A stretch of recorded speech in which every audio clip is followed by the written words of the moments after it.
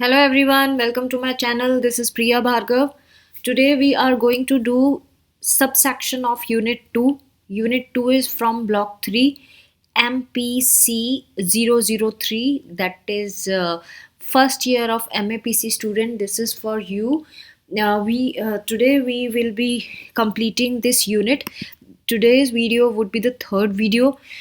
Two videos I have already uploaded, and the link for those videos you will get in the description section. Before I start, I would like to request you guys to subscribe my channel. Do not forget to share and like this video with the rest of the students. सो एक बार मैं हिंदी में भी बोलना चाहूँगी. Unit 2 जो है ये block 3 MPC 003 का पार्ट है, और ये जो वीडियो है ये इस यूनिट का थर्ड वीडियो है. इससे पहले मैं 2 वीडियोस डाल चुकी हूँ. आज इस वीडियो में हम ये यूनिट फिनिश कर पाएंगे. So let us start with today's topic. I hope मेरे वीडियोस आपके काम आते हैं एंड आपको इसमें बहुत हेल्प मिलती है. हमने कैटल के बारे में पढ़ा था, उनके सोर्स ट्रेड क्या होते हैं, ग्लोबल ट्रेड क्या होते हैं, सेकेंडरी ट्रेड्स क्या होते हैं, ये सब मैंने प्रीवियस वीडियो में आपको बताया. आज हम जानेंगे क्या हमारा जो बिहेवियर है उस पर हेरिडिटी और एनवायरनमेंट का भी असर होता है. कैटल ने इसके ऊपर स्टडी करी थी. वो जानना चाहते थे कि हेरिडिटी एंड एनवायरनमेंट का हमारे ट्रेड के डेवलपमेंट में कोई कंट्रीब्यूशन होता है कि नहीं होता है. सो उन्होंने एक टेक्निक निकाली, स्टैटिस्टिकल टेक्निक निकाली, यानी मैथमेटिकली उन्होंने फाइंड आउट करने की कोशिश की. और उनका पर्पस था कि ये पता लगाएं कि जेनेटिक्स का कितना रोल होता है इसके ऊपर. तो जो टेस्ट उन्होंने यूज़ किया था उसको बोलते हैं मावा, MAVA, जिसका फुल फॉर्म है मल्टीपल एब्स्ट्रैक्ट वेरिएंस एनालिसिस. मावा की हेल्प से इन्होंने इसको फाइंड आउट करने की कोशिश की.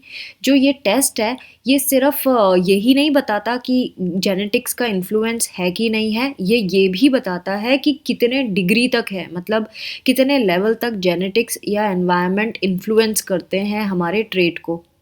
मावा में हम क्या करते हैं, डाटा कलेक्ट करते हैं. और इसमें जब इन्होंने डाटा कलेक्ट किया तो इन्होंने आइडेंटिकल ट्विंस जो रेज की गई थी सेम फैमिली में उनके ऊपर किया. नॉन ट्विन सिबलिंग्स के ऊपर किया. नॉन ट्विन सिबलिंग्स का मतलब है जो जुड़वा नहीं है और भाई बहन है लेकिन उनके ऊपर, लेकिन वो सेम फैमिली से हैं. तो सेम फैमिली के जुड़वे बच्चे, सेम फैमिली के नॉन जुड़वे बच्चे, और आइडेंटिकल ट्विंस जो अलग अलग रेज किए गए हैं अलग अलग फैमिलीज़ में, और नॉन ट्विंस सिबलिंग्स जो अलग अलग रेज किए गए हैं उनके ऊपर इन्होंने मावा टेक्निक यूज़ करी पता लगाने के लिए. मावा टेक्निक ने सजेस्ट किया कि genetics and environment important role play करती है और हमारे ट्रेट को इन्फ्लुएंस भी करती है कुछ, लेकिन इनका जो जितना इन्फ्लुएंस करेगा वो परसेंटेज वेरी करता है. किन फैक्टर्स पे वेरी करता है, जैसे कि कुछ ट्रेट्स पे ज़्यादा असर होता है जेनेटिक्स का, कुछ ट्रेट्स पे कम होता है, कुछ ट्रेट्स पे एनवायरनमेंट का ज़्यादा होता है, कुछ ट्रेट्स पे एनवायरनमेंट का कम होता है. इन्होंने इंटेलिजेंस एंड असर्टिवनेस के ऊपर जब पता लगाया तो इन्होंने बताया कि जेनेटिक फैक्टर 65 to 70% असर डालता है इसके ऊपर. जबकि उन्होंने जब कॉन्सिटियसनेस और न्यूरोटिसिज्म के ऊपर स्टडी करी तो उनको पता चला सिर्फ 50% ही असर डालता है जेनेटिक्स इसके ऊपर.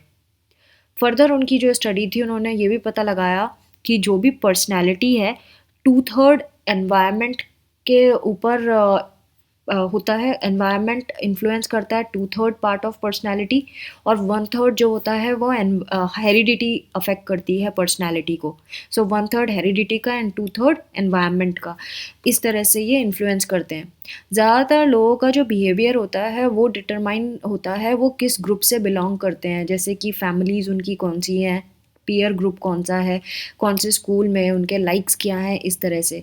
तो हम ये कह सकते हैं कि जो हमारी पर्सनैलिटी है वो बहुत लेवल तक इस पर डिपेंड करती है कि हम किस ग्रुप से बिलोंग करते हैं. Next is constitutional versus environmental mould traits. In traits के ऊपर ये भी सोर्स ट्रेट्स को हम डिवाइड कर सकते हैं 2 सब कैटेगरी में, जो नाम इन्होंने बताया constitutional traits and environmental mould traits. Constitutional traits जो होते हैं ये बायोलॉजिकल एंड फिजियोलॉजिकल कंडीशंस जो इंसान की होती है उस पर बेस्ड होते हैं, यानी कि उससे ड्राइव होते हैं. बायोलॉजिकल मतलब हमारी बॉडी, हमारा जेनेटिक्स, ये सारी चीज़ें बायोलॉजी में आती हैं। फिजियोलॉजिकल मतलब हमारे बॉडी के अंदर चलने वाले जितने भी फंक्शंस हैं, रेस्पिरेटरी सिस्टम, हमारी बॉडी की हाइट, हमारे अंदर डाइजेस्टिव सिस्टम कैसे काम कर रहा है, एक्सक्रीटरी सिस्टम कैसे काम कर रहा है, वो सारा। तो बायोलॉजिकल एंड फिजियोलॉजिकल जो कंडीशंस हैं वो उससे कॉन्स्टिट्यूशनल ट्रेट हमारा ड्राइव होता है। यानी कि एक एग्जांपल ले, जो कोकेन का एडिक्शन जिस इंसान को है, वो कोकेन के एडिक्शन से जो इंसान रिकवर हो रहा है तो उसके अंदर क्या चेंजेस आएंगे, उसके अंदर उसको डिप्रेशन होगा, एंग्जाइटी होगी, इरिटेबल भी फील करेगा कभी कभी। सो ये चीज़ें जो हैं, ये फिजियोलॉजिकल चेंजेस आए हैं उसके अंदर, क्योंकि उसके अंदर से कोई चीज़ हट गई है, आदत उसकी कोकेन लेने की छूट रही है इस वजह से। तो ये जो बिहेवियर्स हैं जो पर्सन की फिजियोलॉजी में चेंजेस की वजह से आते हैं, ये उसका कॉन्स्टिट्यूशनल सोर्स ट्रेट को रिफ्लेक्ट करते हैं। एनवायरमेंटल मोल्ड ट्रेट के बारे में बात करें तो एनवायरनमेंट यानी कि हमारा सोशल एंड फिजिकल एनवायरनमेंट जो है, जिस सोसाइटी में हम रह रहे हैं, जिन लोगों के बीच में हम रह रहे हैं, वो इन्फ्लुएंस करता है हमारा एनवायरमेंटल मोल्ड ट्रेट। ये जो ट्रेट होता है ये रिफ्लेक्ट करता है हमने क्या सीखा, हमने अपने आसपास के माहौल से क्या सीखा, हमारे स्टाइल क्या है बिहेव करने की। जैसे कि अगर आप टपोरी वाले लोगों के बीच में रहते हैं तो आप ओए करेंगे, ओ ओए, ओ तेरी, इस तरह से बात करेंगे, है ना। और अगर आप हाई क्लास लेवल में उठ बैठ रहे हैं तो आपका बोलने का तरीका ही बहुत अलग होगा। सो हमारा जो जिस जगह पे जिस एनवायरनमेंट में हम रहते हैं उससे हमारी स्टाइल ऑफ बिहेविंग आती है, हमारा पैटर्न पर्सनैलिटी का उस तरह का बन जाता है। और इंडिविजुअल यानी कि इंडिविजुअल की एनवायरनमेंट जो है वो उसकी पर्सनैलिटी पे असर छोड़ती है। कोई भी पर्सन है अगर वो रूरल सेटिंग्स में आया है, पैदा हुआ है, गांव में पैदा हुआ है, ऑफ कोर्स उसका बिहेवियर भी बहुत अलग होगा एज़ कम्पेयर टू जो अर्बन एरियाज़ में रहता है। फर्दर इन्होंने ability, temperament and dynamic traits के बारे में भी बात की। इन्होंने बोला कि सोर्स ट्रेट्स जो हैं उनको फिर हम फर्दर क्लासीफाई कर सकते हैं कुछ मोडेलिटीज़ में, जिस तरह से इंसान अपने आप को एक्सप्रेस करता है। जैसे कि एबिलिटी ट्रेट की बात करें तो एबिलिटी ट्रेट का मतलब intelligence, musical aptitude, reading aptitude, इस तरह का। तो ये एबिलिटी ट्रेट ये पता लगाता है कि पर्सन के अंदर स्किल कैसी है और वो किस तरह से अपने गोल को अचीव करने के लिए किस तरह से अपनी स्किल्स को यूज़ करता है इफ़ेक्टिवली। सो ये एबिलिटी ट्रेट में आता है। टेम्परामेंट ट्रेट की बात करें तो टेम्परामेंट का मतलब होता है इंसान किस तरह से एक्ट कर रहा है, क्विकली एक्ट कर रहा है या स्लोली एक्ट कर रहा है कोई भी काम करने में, उसके इमोशनल एंड स्टाइलिस्टिक क्वालिटीज़ किस तरह की है बिहेवियर की, वो टेम्परामेंट ट्रेट्स में आता है। कई लोग बहुत जल्दी जल्दी काम कर लेते हैं, कई लोग बहुत स्लो काम करते हैं, एक ही टास्क को दो जने अलग अलग तरीके से परफॉर्म करते हैं, वो टेम्परामेंट ट्रेट होता है। तो जो कैटल हैं उन्होंने कंसीडर किया था टेम्परामेंट ट्रेट को, और उन्होंने बताया कि जो सोर्स ट्रेट्स हैं ट्रेट है उसका ये कॉन्स्टिट्यूशनल सोर्स ट्रेट में भी टेम्परामेंट का ट्रेट का रोल होता है, और वो डिटरमाइन करता है पर्सन की इमोशनैलिटी। डायनामिक ट्रेट्स के बारे में भी बात करी है इसमें। जो डायनामिक ट्रेट होता है ये रिफ्लेक्ट करता है कि हमारे अंदर ह्यूमन के बिहेवियर में मोटिवेशनल एलिमेंट कितना है। जो ट्रेट होता है ये एक्टिव है, ये एक्टिव ट्रेट होते हैं और पर्सन को डायरेक्ट करते हैं अपने गोल की तरफ। कोई इंसान अपने गोल को कितना डेडिकेशन से निभा रहा है। तो कोई भी इंसान जो एम्बिशियस है, पावर ओरिएंटेड है और मटेरियल पोजेशंस को एक्वायर करना चाहता है, तो उसके डायनामिक ट्रेट के बारे में हम ये कह सकते हैं कि वो डायनामिक इंसान है। इन्होंने कॉमन वर्सेस यूनिक ट्रेट के बारे में भी बात करी। कॉमन ट्रेट क्या होता है? कॉमन ट्रेट वो ट्रेट होता है जो ज़्यादातर एक पर्टिकुलर कल्चर के ज़्यादातर मेंबर्स में आपको दिखाई देगा, लेकिन वो वेरी करेगा। मतलब सब में एक जितना नहीं होगा। किसी में 10% है वो ट्रेट तो किसी में 50% होगा, किसी में 80% होगा। जैसे कि सेल्फ एस्टीम कॉमन ट्रेट है, इंटेलिजेंस कॉमन ट्रेट है, इंट्रोवर्जन कॉमन ट्रेट है।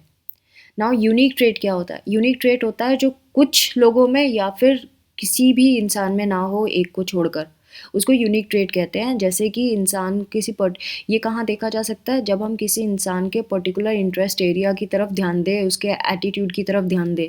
सो जो कैटल हैं उन्होंने कुछ डाटा 3 बेसिक सोर्सेज से निकाला।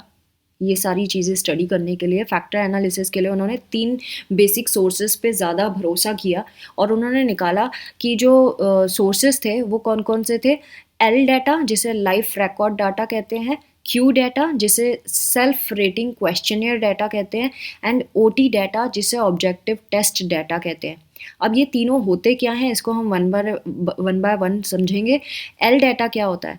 एल डाटा इन्वॉल्व करता है कि हमारा बिहेवियर को मेजर करने का एक तरीका है। एल डाटा में हम एवरीडे लाइफ में किस तरह से एक्चुअली बिहेव करते हैं, रोज़मर्रा के हालातों में हम किस तरह से बिहेव करते हैं, वो एल डाटा होता है। जैसे स्कूल में परफॉर्मेंस, हमारा पीयर्स से इंटरेक्शन, ये सारी चीज़ें। क्यू डाटा की बात करें तो क्यू डाटा वो डाटा है जो सेल्फ रेटिंग से बनता है। सेल्फ रेटिंग क्वेश्चनेयर होता है जिसमें हम अपने बिहेवियर को खुद जज करते हैं, हम क्या फील कर रहे हैं, हम क्या सोचते हैं, वो सारी चीज़ें। जैसे 16 PF क्वेश्चनेयर, वो इसी का एक एग्जांपल है। ये जो इन्फॉर्मेशन है ये रिफ्लेक्ट करती है कि इंसान का इंट्रोस्पेक्शन जो है वो कैसा है, सेल्फ ऑब्जर्वेशन कैसा है, वो कितना अपने आप को सही से पहचानता है। लेकिन इसका एक ड्रॉबैक ये है कि इंसान फेक हो सकता है, क्योंकि वो अपने आप को सुपीरियर भी दिखा सकता है इस डर से कि दुनिया मुझे जज ना करे। तो इस पे हम ज़्यादा रिलाई नहीं कर सकते क्यू डाटा पे। Now OT data, OT data जो होता है ये स्पेशल सिचुएशन में हम क्रिएट कर सकते हैं इस डाटा को।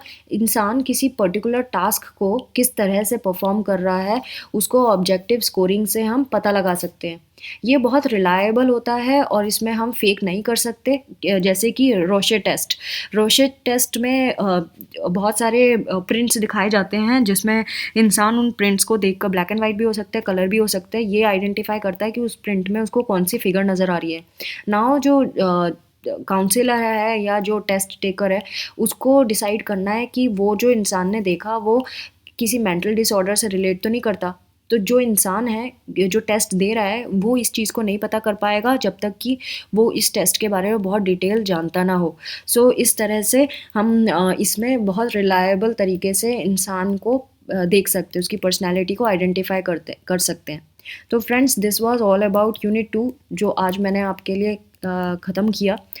और मुझे ऐसा लगता है कि आपको मेरे वीडियोस से हेल्प मिलती होगी, और अगर ऐसा है तो सब्सक्राइब करिए मेरे चैनल को और लाइक करना ना भूलें, और शेयर ज़रूर करें क्योंकि शेयर करना बहुत ज़रूरी है जिसमें सारे स्टूडेंट्स को इस चीज़ की हेल्प मिल सके और कम टाइम में आप ज़्यादा पढ़ाई कर सकें।